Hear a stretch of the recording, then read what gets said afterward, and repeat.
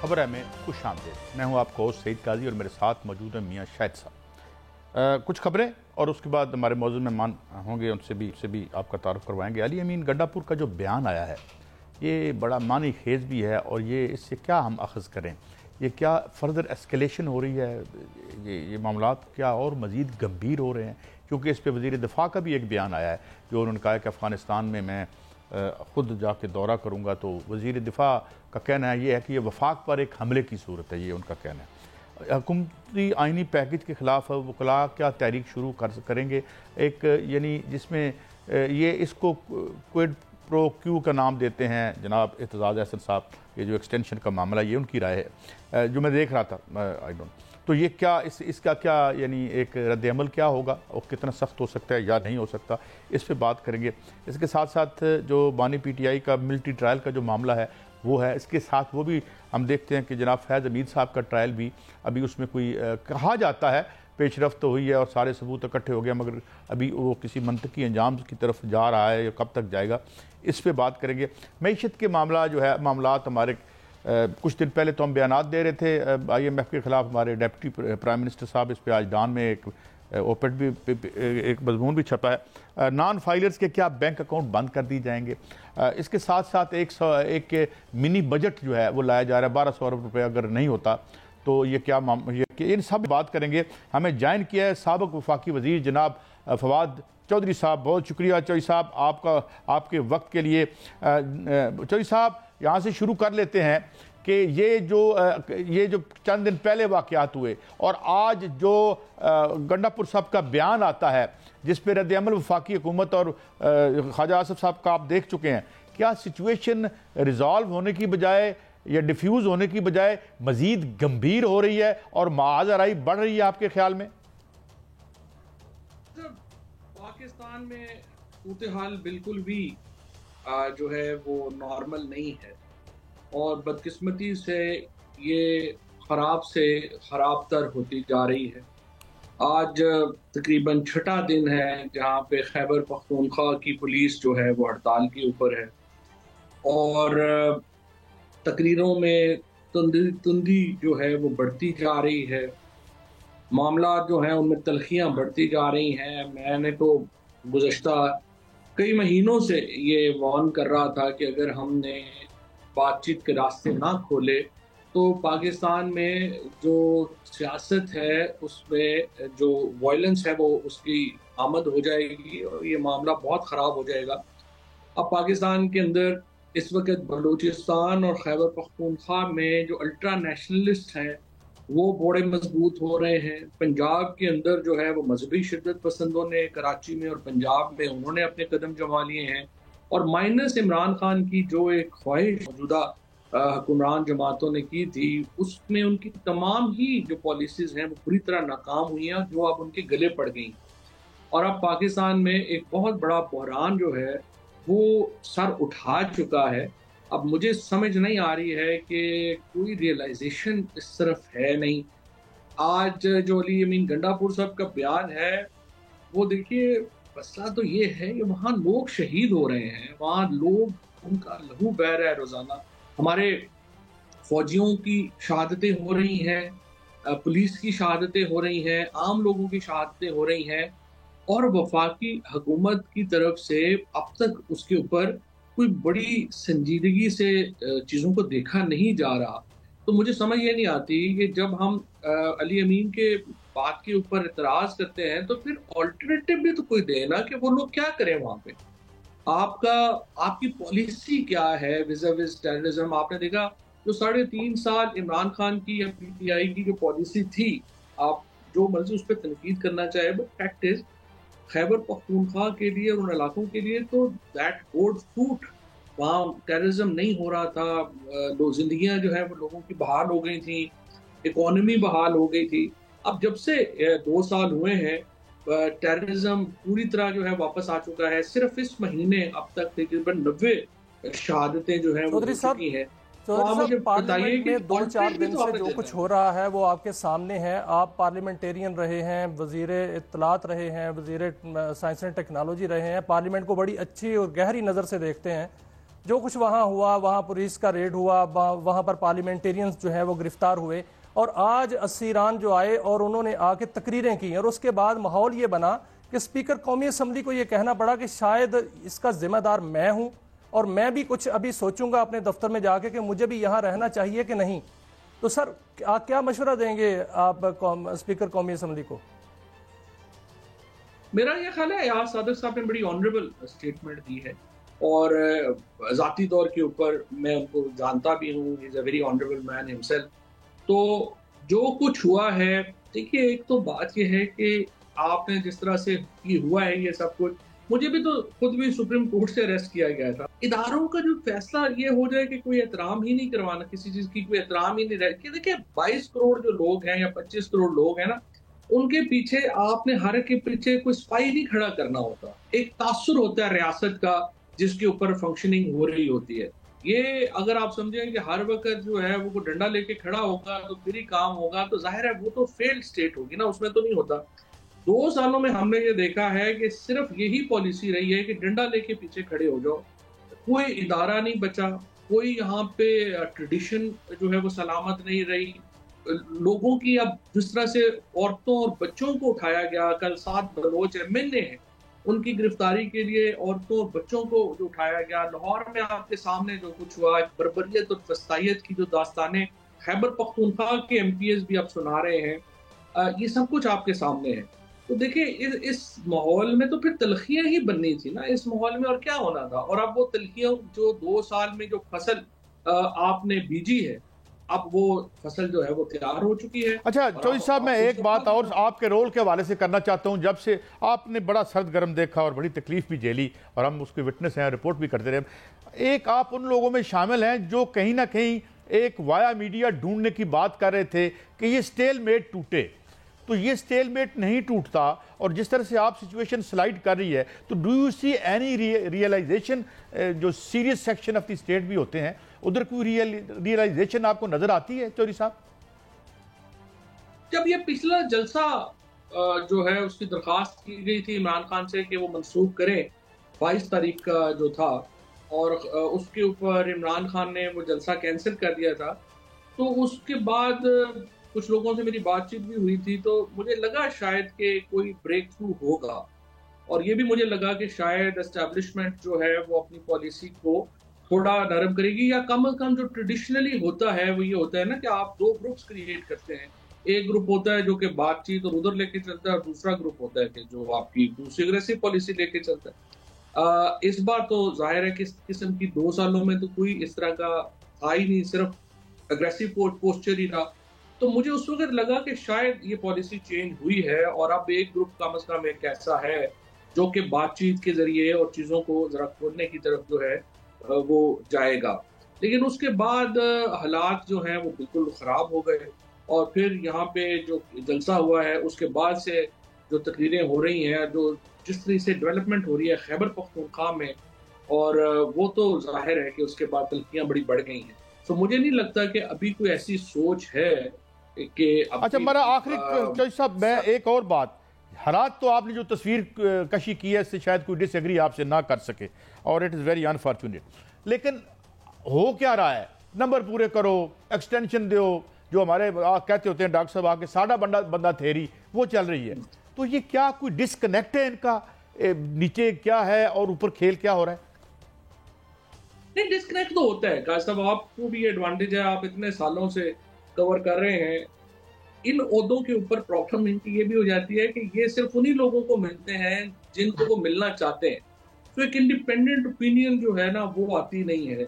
अब जिस तरह से आज आपने चीफ जस्टिस साहब को भी सुना कि वो बड़े सेख्पा है कि सोशल मीडिया पे ये क्यों बातें हो रही हैं। आप हमारी जो मिलिट्री लीडरशिप है उसकी तो जो गुफ्तगू है वो आप सुनते ही हैं कि उनकी डिजिटल मीडिया पे जो तनकीद आती है, और उसमें खैर डिजिटल मीडिया में एक एलिमेंट डेफिनेटली ये भी है कि स्पॉन्सर्ड भी है। चौधरी साहब एक खबर तो दें आज सर, आप हम तो समझते हैं कि आप पीटीआई का हिस्सा हैं, बाकायदा ऐलान कब कर रहे हैं और अमली सियासत को का आगाज कब कर रहे हैं सर? ये बाकायदा ऐलान जो है वो मेरी तरफ से तो कोई नहीं होना ना, कि वो तो जब इमरान खान कहेंगे काम हो जाएगा।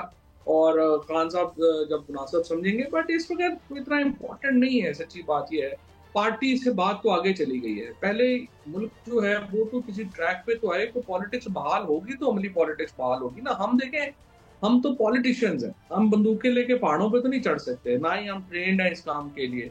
हमें तो एक पॉलिटिकल इन्वायरमेंट होगा, आइन बहाल होगा, राइट्स मिलेंगे तो ही बात है ना। इस वक्त पाकिस्तान का सबसे बड़ा अलमिया ये है, जो सईद काजी साहब को याद होगा कि जब मोहम्मद खान जनेजो वजीर आजम बने थे तो उन्होंने पहला बयान ही ये दिया था कि आप मुल्क में मार्शल और जमहूरियत इकट्ठे नहीं चला सकते, और हम टैग जमहूरियत का देना चाह रहे हैं। इलेक्शन जिस तरह हुए आपके सामने है, आप बाकी जो सारे मामला हुए, पार्लियामेंट से लोगों को उठाया, जो भी चीजें वो आपके सामने हैं, इस तरह तो देखे नहीं चल सकता। या तो आप फिर अपना सिस्टम रैप अप कर लें और वो कोशिश करना चाहते हैं कर लें, या फिर आपको जो है वो बातचीत करनी पड़ेगी, एक इन्वायरमेंट देना पड़ेगा, माहौल देना पड़ेगा और पॉलिटिक्स करनी पड़ेगी। क्योंकि अगर आप जब पॉलिटिक्स को आप बंदूकों से तो नहीं हो सकती ना जी पॉलिटिक्स। अगर आपने सिर्फ बंदूकों से और लाठी से करना है काम, तो फिर तो ये जो नेशनलिस्ट हैं या एक्सट्रीमिस्ट हैं यही मुकाबला करेंगे ना। तो साहब, no one can disagree with you कि इस वक्त बड़ी सैनिटी की ज़रूरत है और ऐसी आवाज़ों की ज़रूरत है जिनमें से आप भी एक आवाज़ हैं। बहुत शुक्रिया आपने। यह उम्मीद है कि हमारी ये जो नातवां कोशिशें हैं ये पहुँचें और ये मुल्क जो है, मेरा मुल्क सदियों की खुशबू में ज़िंदा रहे, मैं रहूँ ना रहूँ, यही हमारी ख्वाहिश और दुआ है। ब्रेक है, ब्रेक के बाद आएंगे तो एक और अहम शख्सियत और जनाब हबीब अकरम साहब हमारे साथ होंगे, उनसे भी उनका नुक्ता निगाह पूछेंगे इस सारी सिचुएशन के बारे में। हमारे साथ रहिए।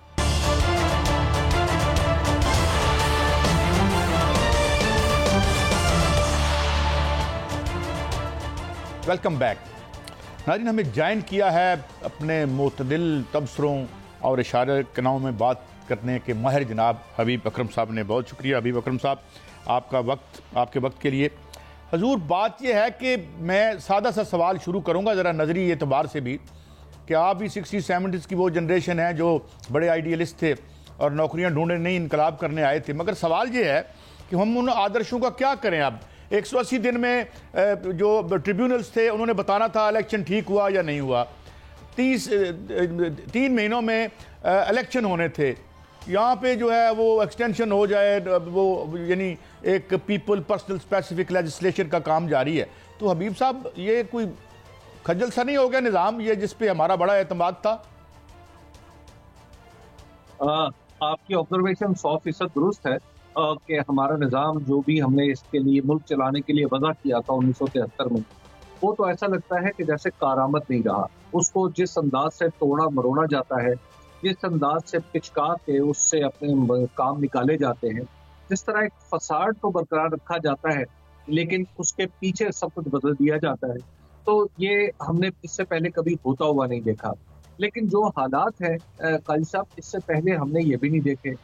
मिसाल के तौर पे इस दस्तूर ने ये इंश्योर किया था कि पाकिस्तान के अंदर इलेक्शन फ्री एंड फेयर होगा, लेकिन न इलेक्शन ना फ्री रहा, ना फेयर रहा, ना मुनसिफाना, ना आज़ादाना।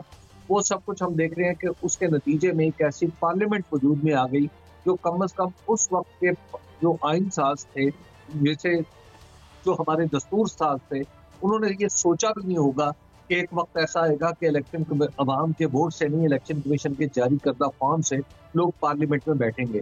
तो जब आपने ये जौहरी गलती हम एक दफा कर चुके हैं, तो इसके बाद हमारे पास कोई और रास्ता नहीं है कि हम इसको ठीक करें। और अगर हम इसी से काम चलाने की कोशिश करेंगे, इसी ग्रोह सियासतकारों को पार्लियामेंट का खिताब दे देंगे, तो हम डेफिनेटली आगे नहीं बढ़ सकेंगे। और ये हमने बहुत बड़ी गलती कर ली है। और ये सिर्फ इस गलती से पहले, जैसे आपने खुद कहा कि हमने अदालत के फैसले को उड़ा के रख दिया।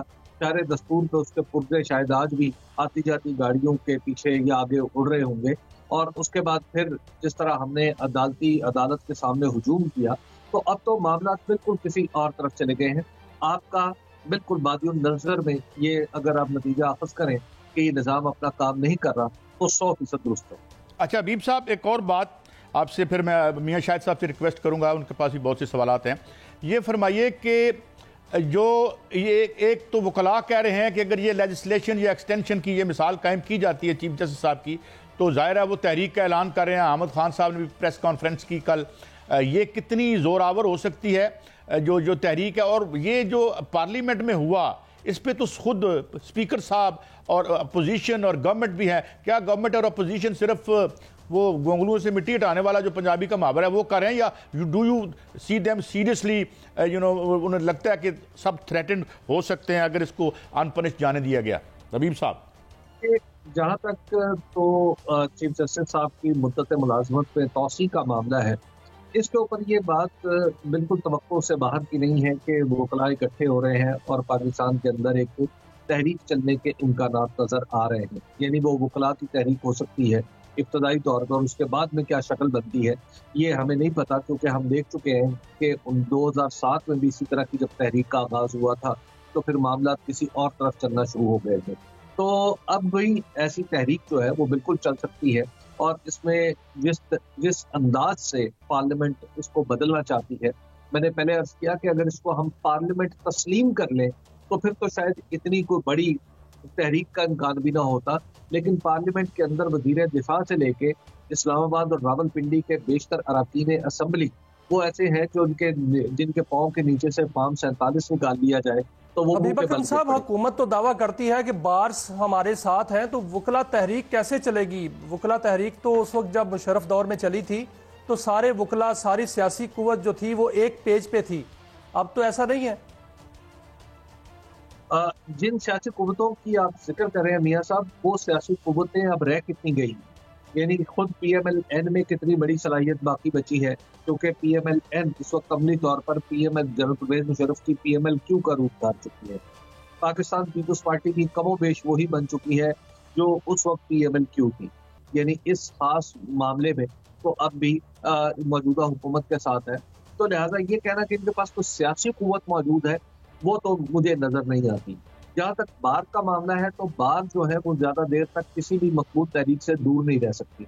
आपको उस वक्त भी याद होगा कि बहुत सारा उस वक्त भी जो चीफ जस्टिस इफ्तिखार चौधरी के खिलाफ जो असल मामला था वो वकला का उठाया हुआ था और वकला के ही शिकवे शिकायतें थे, लेकिन जैसे ही उन्हें अपने ओहदे से हटाया गया तो यकायक सब कुछ बदल गया। इस तरह इस वक्त जो है जो हमारे चीफ जस्टिस जनाब जस्टिस काजी फाइज ईसा है, इनकी ज़ाते बाबरकत से बहुत सारे लोगों को कुछ परेशानी है। मिसाल के तौर पे मैं उन लोगों में से हूं जो मुझे बिल्कुल इनकी ज़ात से कोई परेशानी नहीं है, लेकिन इनके तर्ज़े इस्तदलाल मेरी फहम से बाहर का है। ये सर, इसी हवाले से मैं बात करूंगा कि हुकूमत जो आईनी तरमीम करने जा रही है, 2 आर्टिकल्स चेंज करने जा रही है, उम्र की हद बढ़ाने जा रही है, लेकिन हुकूमत दावा करती है कि उसके पास नंबर पूरे हैं। क्या मौलाना फजलुर रहमान, जिनको दुरानी साहब भी मिले हैं और उन्होंने कहा, उन्होंने खबर ब्रेक की हमारे शो में कि वो मौलाना फजलुर रहमान हुकूमत के साथ नहीं जाएंगे, लेकिन हुकूमत क्यों कॉन्फिडेंट है कि हमारे पास नंबर पूरे हैं? और अगर नंबर पूरे हो जाते हैं तो आईनी तरमीम हो जाती है, तो फिर तहरीक तो अपनी जगह, लेकिन पार्लियामेंट में क्या होगा? हुकूमत के पास जो नंबर्स हैं वो पता नहीं कैसे, देखिए उनके पास कोई खलाई नंबर्स हो वो तो अलग बात है, लेकिन जो कागज पे नंबर्स लिखे हुए हैं, जो असेंबली की वेबसाइट पे नंबर्स बताए गए हैं, उसकी रोशनी में तो इनके पास कोई नंबर्स नहीं। अब अगर ये किसी को तोड़ के, मरोड़ के, पिचका के, किसी के बच्चे उठा के जैसे के इल्जाम लगाया जा रहा है, अगर इस तरह को नंबर पूरे करने हैं तो फिर तो कुछ भी हो सकता है। फिर खाली इसी एक जो है अमेंडमेंट, इसके ऊपर इत्तफाक करने की क्या जरूरत है? बल्कि मेरा ख्याल ये है कि फिर अमेंडमेंट्स का पूरा सिलसिला ले आना चाहिए, क्योंकि नंबर अगर इसी तरह तोड़ मरोड़ के पूरे करने हैं तो आइन को जो फिर मोम की नाक बना ले। अच्छा हबीब साहब, एक और मसला मैं आपसे डिस्कस करना चाहता हूँ। कहा यह जा रहा है, यहाँ साजिशी थेरीज की बड़ी भरमार होती है कि ये जो जलसे वाला मामला ख़राब किया शायद मुस्लिम लीग नून की हुकूमत ने मुबैना तौर पर, ताकि जो एस्टेब्लिशमेंट और जो PTI के दरमियान जो फासले काम मुबैना तौर पर हो रहे थे वो और दूर हो जाएं। और फिर उधर जो आज बयान दे दिया उन्होंने, जो निकले बाहर तो अपना रद्द अमल बड़ा सख्त दिया KPK, और इसे वजीर दिफा कह रहे हैं जनाब वफाक पे हमला है अगर वो अफगानिस्तान से बराह रास्त बात करते हैं। तो क्या चीज़ें मजीद ख़राब होती या उलझती नज़र आ रही हैं आपको? देखिए, जो मौजूदा हुकूमत है काजी साहब, ये बुनियादी तौर पर उस दराड़ में अपना मकान बनाए हुए है जो PTI और एस्टेब्लिशमेंट के दरमियान, तो लिहाजा ये दराड़ खत्म हो या ये फासला कम हो, डेफिनेटली इसको नुकसान पहुंचेगा। तो ये फिक्री रद्द अमल है कि ये हुकूमत अगर ये चाहे कि एस्टैब्लिशमेंट और पीटीआई एक दूसरे से फासले पे रहे तो बिल्कुल ये इसके हिसाब से जहां पर जिस जिस बुनियाद पर ये खड़ी है उस बुनियाद के एतबार से देखा जाए तो स्ट्रेटजी ठीक है। एट द सेम टाइम कि ये सिर्फ अब साजिश पूरी नहीं है, कई साहब बहुत सारे जो अवामिल हैं वो इसी बात की तरफ इशारा ही नहीं करते, साफ और बैयत दलील देते हैं। मिसाल के तौर पे 21 और 22 अगस्त की दरमियानी शब को इस जलसे का फैसला हुआ जो 8 सितंबर को होना था, तो उससे अगले दिन ही आप जो जुबान इस्तेमाल की गई वो देख लें। उसके बाद फिर आप ये देखिए कि 2 सितंबर को एक कानून लाया जाता है कि जो जलसे में जो इस्लामाबाद के रकबे में होने वाले जलसों को रेगुलेट करेगा, वो कानून 2 सितंबर को लाया जाता है और 7 सितंबर को उस पर सदर मोहतरम जनाब आसिफ अली जरदारी दस्तखत कर देते हैं और साथ ही से गजट नोटिफिकेशन में शायद गजट नोटिफिकेशन कर दिया जाता है। तो ये हुआ। उसके बाद फिर जो जलसे से पहले आप देख लीजिए कि जिस तरह इस्लामाबाद के रास्ते बंद किए गए, फिर जो सुबह से ही जलसे के हवाले जलसे के अंदर जाने वालों को के ऊपर मुकदमे बनना शुरू हो गए, यानी जो बेशतर मुकदमे बने हैं वो 6:30 बजे से पहले बने हैं। सिर्फ एक मुकदमा है गालिबन जो 10 बजे के बाद बना है। तो जब ये सारे मुकदमे बन रहे थे, जब ये सारे के सारे कंटेनर रखे जा रहे थे, मेरा सवाल सीएम केपीके के बयान पर ही है कि सीएम केपीके बयान देते हैं अफगानिस्तान से मुज़ाकरात के और बगैर वफाक के कहने पे। दो पहलू हैं इसके कि हो सकता है वफाक जो है वो उसको शामिल करना बहुत ज़रूरी है, बगैर वफाक के इस तरह बयान देना जो है एक पहलू ये कि गलत है। दूसरा ये है कि हो सकता है कि कहीं से सीएम केपीके को कहा गया हो कि आप करें। क्या दोनों में से क्या ऑप्शन हो सकता है सर, और क्या उनका इस तरह बयान देना जो है वो दूसरी तरफ तो नहीं कि क्या उनको कहा गया हो? देखिए, मैं नहीं समझता कि कहा गया, लेकिन एक बात तो तय है कि हमें अफगानिस्तान से बात करनी चाहिए। और जाहिर है ये इतना नाजुक मामला है कि किसी एक शख्स या किसी एक इदारे को उस पर अपनी मर्जी करने की इजाजत तो नहीं दी जा सकती, क्योंकि 25 करोड़ लोगों का मुल्क है और दूसरी तरफ 6.5 करोड़ लोगों का मुल्क है। और 25 करोड़ जो 6.5 करोड़ लोग हैं उनमें से 2.5 करोड़ लोग पश्तो बोलते हैं, जबकि हमारी तरफ मेरे आपके भाई 4.5 करोड़ हैं जो पश्तो बोलते हैं। तो उनके एक सदियों से ताल्लुकात है आपस में।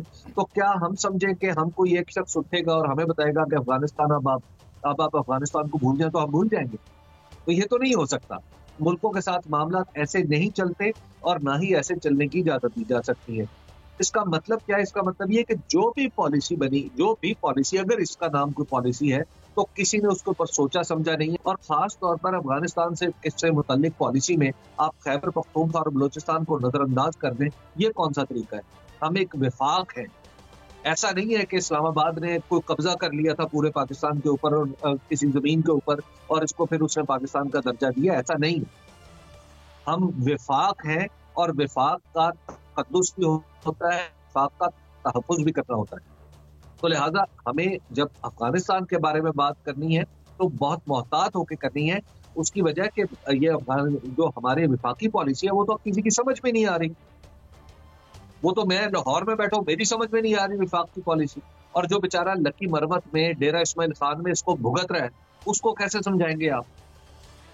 अच्छा हबीब साहब, एक और फरमाइएगा, ये कुछ लोग कह रहे हैं कि ये भी खुद कुछ हमला था, ये जो उन्होंने बात की अफगानिस्तान से में बराह रास्त, तो गवर्नर हाउस के लिए, गवर्नर रूल के लिए राहें हमवार हो रही हैं।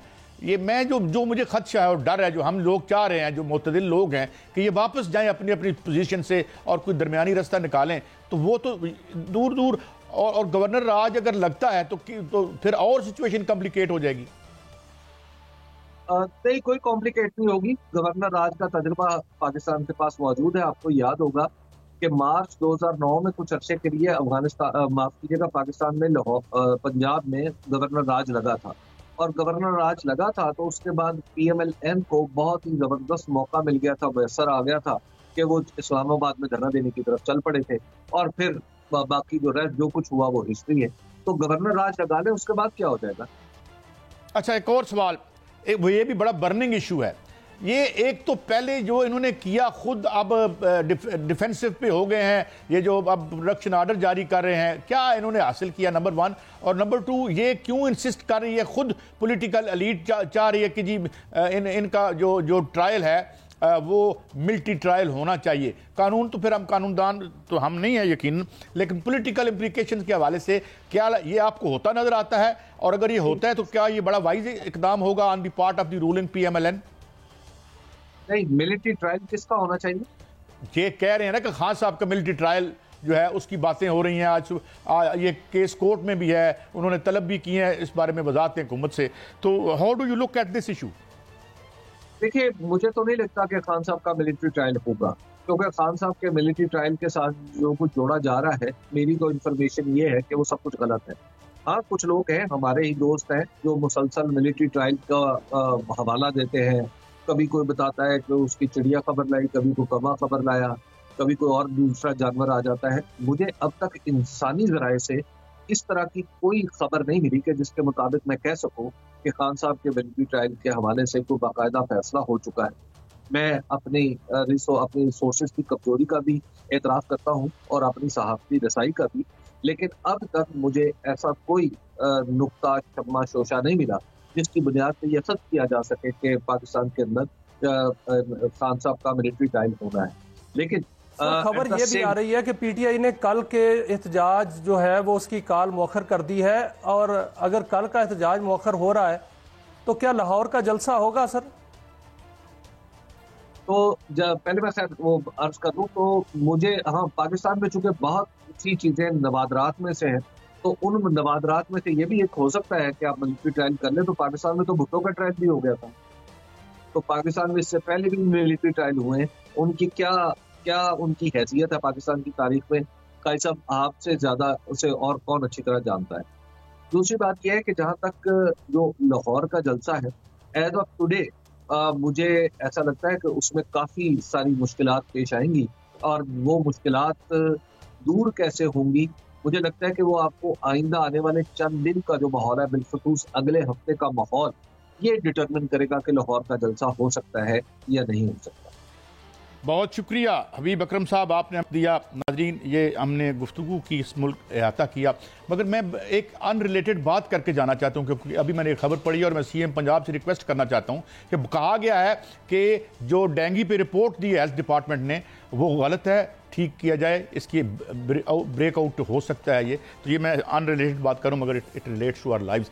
तो ब्रेक पे जाते हैं, ब्रेक से वापस आएंगे तो मज़ीद गुफ्तगू करेंगे मज़ीद इशूज़ पर।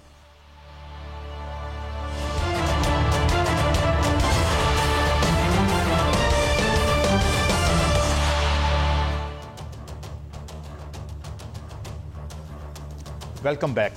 नाज़रीन, हमें ज्वाइन किया है नोटेड स्कॉलर और इकोनॉमिस्ट जनाब डॉक्टर हकान नजीब साहब। बहुत शुक्रिया डॉक्टर साहब आपके वक्त के लिए। एक तो यही आज देख रहे हैं, ये जो आज शरह सूद में कमी हुई है, तो क्या हमारी मैशत की सेहत जो है वो बेहतरी की जानब जा रही है? एंड सेकेंडली, IMF के साथ नाराज़गी का इजहार हो रहा है हुकूमत की तरफ से, जो चंद दिन पहले बयान था डार साहब का, और फिर ये जो हमने कम की है शरह सूद, ये उनकी मर्जी से की है, ये भी उनके लिए नागवार होगा? डॉक्टर साहब, आपने बहुत से कलीदी सवाल सामने रखे हैं। एक तो बात बिल्कुल क्लियर है कि पाकिस्तान में एक क्लियर गुंजाइश बन गई थी कि हम शरह सूद को कम करें। ये क्यों है? पाकिस्तान की जो इन्फ्लेशन है वो 9.6% पर हेडलाइन इन्फ्लेशन क्लॉक हुई है पिछले माह, और जो शरह सूद थी वो 19.5% पे। सो इसका गैप 10% का बन गया था। इसका मतलब है कि हम कहते हैं रियल जो इंटरेस्ट रेट है वो 10% पॉजिटिव हो गया था। सो बिल्कुल क्लियर गुंजाइश थी। सो उस पर अमल करते हुए 2% कमी की। ये एक प्रूडेंट फैसला है, ये एक डायरेक्शनली भी ठीक फैसला है। पर मैं फिर कहता हूं, मैंने पिछली जब मॉनेटरी पॉलिसी स्टेटमेंट आई थी और उसमें शरह सूद को उतना कम नहीं किया गया जितना कम कर देना चाहिए था, तो इस मॉनेटरी पॉलिसी स्टेटमेंट में खुद उन्होंने कहा है कि जो पेस ऑफ डिसइन्फ्लेशन है, यानी कि जो कीमतों के बढ़ने की शरह में कमी है, वो एक्सीड कर गई है मॉनेटरी पॉलिसी कमेटी की एक्सपेक्टेशन को। और याद रखिए, मेरे ख्याल में ये IMF की भी जो एक्सपेक्टेशन है उसको भी एक्सीड कर गई है। IMF के इस वक्त डिसीजन के बगैर MPC मूव नहीं कर सकती। मैंने पाकिस्तान का 13-16 का ये जो प्रोग्राम है, जो वाहिद प्रोग्राम है पाकिस्तान ने कंप्लीट किया है, उसको जिसे आप कहेंगे एंकर किया है। So I am very very sure कि जब भी हम कोई ऐसा कदम उठाते हैं, हम कोई काम करने जाते हैं, हम IMF के साथ ज़रूर इंगेज करते हैं और उसके बाद ही जाकर कलीदी फैसला तो चले MPC का होता है, बट डिस्कशन जरूर होती है। इसका मतलब कोई कॉन्फ्लिक्ट नहीं है, कोई बीच में नहीं है। लेकिन एक र्यूमर कह लें, खबरें भी आ रही हैं, डॉलर के क्रैश की बात हो रही है, वर्ल्ड में इकोनॉमिक विंटर एक दफ़ा फिर सेट इन हो रही है। ऐसा कुछ हो रहा है या जस्ट लोगों को वैसे ये कहानियां हैं? आप अगर इसकी भी इजाज़त दें तो मैं समझा दूंगा, क्योंकि मैं इंटरनेशनली काम करता हूं और मैं डॉलर को भी उतने ही करीब देखता हूं जितना रुपए की कदर को देखता हूं। देखिए, होने क्या जा रहा है, होने ये जा रहा है कि अगले माह, यानी कि जो अब मॉनेटरी पॉलिसी उनकी है, फेड रिजर्व मीटिंग जब होगी, यानी कि जो US का फेडरल रिजर्व है, तो उन्होंने अपना 25 पॉइंट, ये इस वक्त कंसेंसस है 25 BPS, यानी कि 0.25% अपना जो रेट है उसको कम करना है पॉलिसी का। सो एक रुपए में एक कमज़ोरी जैसे होती है अगर हमारी शरह सूद कम हो, इसी तरह डॉलर में ये सोचा जा रहा है और डॉलर वीकन भी होगा क्योंकि उनकी शरह सूद कम होगी। बट शरह सूद यूरोपियन बैंक भी आज करने जा रहा है थोड़ी देर में। तो ये सारे डॉक्टर साहब, अभी जो चीन और सऊदी अरब की जानिब से ये खबरें आ रही हैं कि वहां पर जो वज़ीर आज़म गए हैं चीन के, उस तरफ जो डील हो रही है, ये खबरें आ रही हैं कि लोकल करेंसी में तिजारत होगी। तो अगर ऐसा हो जाता है तो डॉलर जो है वो कहाँ रहेगा? डॉलर तो क्रैश कर जाएगा। और ये भी खबरें आ रही हैं कि 80% डॉलर जो है वो नीचे गिर जाएगा। देखिए, डॉलर जो है वो एक एंकर करेंसी है और बहुत सी जो दुनिया की ट्रेड है वो इसमें होती है। जहाँ तक पाकिस्तान का ताल्लुक है, पाकिस्तान युआन में ज़रूर ट्रेड कर सकता है। ये हम आज की बात नहीं है, हम कई साल से सोच रहे हैं कि हम युआन में एक बॉन्ड भी फ्लोट करें जिसको पांडा बॉन्ड कहते हैं। हालांकि वो मार्केट अभी इतनी डीप नहीं है, जैसे हम यूरो बॉन्ड फ्लोट करते हैं 1 अरब डॉलर का जाके करते हैं, इसी तरह हम पांडा बॉन्ड भी कर सकते हैं। अगर 300-400 मिलियन डॉलर, यानी कि उसको कन्वर्ट करें युआन में, अगर ये बॉन्ड फ्लोट किया जाए और ट्रेड हो सकती है, बिल्कुल हमें एक ट्रेड फैसिलिटी मिल जाए, ये अच्छी बात है। डॉलर का जो क्रैश करना है, आज भी देखिए ना, सबसे बड़ी कंपनीज वहीं की हैं, एक्सपोर्ट भी वहीं की है, इनोवेशन भी वहीं पे होती है, डॉलर की ही ट्रेड है अभी भी। आई डोंट थिंक कि इतनी जल्दी डॉक्टर साहब, अगर मैं सादा सवाल पूछूं, सादा सवाल एक आम आदमी के लिए, लेमैन के लिए, वो ये कि डॉलर आपके नजदीक क्या गिरता नजर आ रहा है पाकिस्तानी रुपए के अगेंस्ट? और अगर गिरता नजर आ रहा है तो आपके ज़हन में क्या है कि कहां तक ये गिर सकता है, if at all it is coming down? देखिए, बड़ी क्लैरिटी रखिए कि जो मैक्रो स्टेबिलिटी है, जिसका मतलब है रुपए की कदर में एक आपको इस्तेहकाम दिखाई दिया, इन्फ्लेशन कीमतों के बढ़ने की शरह में कमी दिखाई दी और रिजर्व्स बेहतर हुए, करंट अकाउंट कम हुआ, इसका कुल्ली तौर पर ताल्लुक, काजी साहब, कुल्ली तौर पर IMF की एंगेजमेंट से है। अगर IMF की एंगेजमेंट बरकरार रही और अक्टूबर में प्रोग्राम बोर्ड से अप्रूव हो गया, जो कि मुझे कभी उम्मीद है कि होना चाहिए, अगर वो हो गया। आलमी सतह पर पेट्रोलियम मसनूआत की कीमतें गिर रही हैं और ये भी खबरें आ रही हैं कि बड़ी तेज़ी से पेट्रोल की कीमतें जो हैं वो सस्ती होंगी। तो पाकिस्तान में भी आपको नज़र आ रहा है सर कोई बड़ी यानी कमी पेट्रोलियम मसनूआत की कीमतों में? Certainly, so that's the good news for the people of Pakistan. Brent जो है वो $71 के करीब आ गया है, ये $90 पे था। आने वाले दिन जो हैं, आज 12 है, 16 को जब पेट्रोल पंप पे जाएंगे तो मतलब सिंगल डिजिट में नहीं, मेरा ख्याल है 10 से 12 रुपए की कमी जो है पेट्रोल पंप पे लोगों को मिलेगी। मगर मेरा वही सवाल डॉक्टर साहब के डॉलर के अगेंस्ट हमारा रुपया कितना स्ट्रेंथन होगा? जी, अगर आप उसमें थोड़ी सी इजाज़त दें, अगर तो पाकिस्तान का प्रोग्राम हो जाता है रिजर्व्स आज 2 माह की कवर पे $9.5 अरब के हैं। अगर रिजर्व्स का बिल्डअप इसी तरह चलता रहता है तो जो रुपया है वो एटलीस्ट मुस्तहकम रहेगा और कोई उसमें जिसे कहेंगे प्रेशर नहीं आएगा। खुदा ना खास्ता अगर कोई प्रोग्राम में और डिले होता है, ज़खायर पे प्रेशर आता है, तो फिर कोई ऐसी सूरत हो सकती है। Otherwise I think the currency is stable, reserves are building up. गोया आप ये कह रहे हैं कि अदर थिंग्स बीइंग इक्वल, यानी IMF अगर आ जाता है तो फिर हमारा रुपया यहीं खड़ा रहेगा जहां है। एम आई राइट? दुरुस्त कह रहे हैं काजी साहब आप। जो स्टेबिलिटी है वो करेंसी में दिखाई देगी। थोड़ी बहुत ही मूवमेंट तो होती रहती है अप एंड डाउन, मतलब 315 भी था, 280 है, 278 नीचे टेस्ट किया है, बट इंस्टेबिलिटी तब आएगी अगर प्रोग्राम में कोई डिले। बट प्रोग्राम आ जाएगा, सीमेंट हो जाएगी ये चीज़। जो असल बात लोगों के लिए, मैं एक बात कहूँ, ये टेक्निकल बात है पर मैं आसान लफ्ज़ों में कहूँगा। देखिए, इस साल अगर 10 से 12%, 13% के करीब इन्फ्लेशन, कीमतों के बढ़ने की शरह आती है, पर काजी साहब का जो चैनल है उनकी सैलरी को 15% बढ़ाता है, जो कि मेरा ख्याल है मिनिमम है आजकल बढ़ने का। तो इसका मतलब है काजी साहब की कुव्वत खरीद ज़्यादा हो गई है कंपेयर टू जो इन्फ्लेशन हुई है, बिकॉज 15% सैलरी बढ़ी है, रियल वेज इंक्रीज हुई है। That's the real good news for people of Pakistan. I really hope कि हम इस तरफ बढ़ेंगे। 2 मुश्किल साल गुजरे हैं, 29 और 24% की इन्फ्लेशन देखी है। मुश्किल साल गुजरने के बाद क्या आप हम खुशखबरी समझें कि आइंदा आने वाले दिनों में या मौसम सरमा में पेट्रोलियम मसनूआत की कीमतें 50-60 रुपए तक कम हो जाएंगी? नहीं, वो कह रहे हैं 14-15 जी।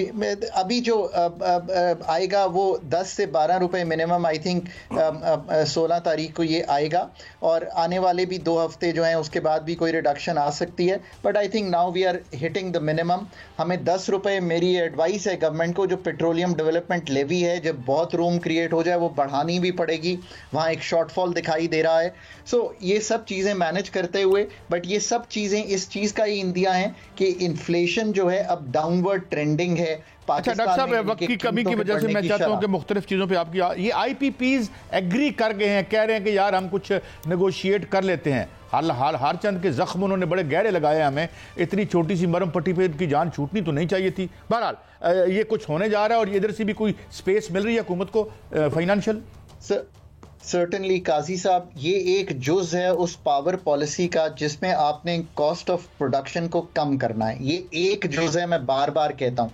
94 के IPPs बंद कर देने चाहिए। 2002 के जो 4-5 रह गए हैं वो भी गुजर जाएं, उनको भी बंद कर देना चाहिए सिस्टम से, मतलब जब ज़रूरत हो उस पर ले जाना चाहिए। 15 के जो IPPs ऑनवर्ड्स लगे हुए हैं, इनकी एक रीप्रोफाइलिंग सी कर लेनी चाहिए, जो पब्लिक सेक्टर में उनकी भी, जो बाहर के हैं उनकी भी।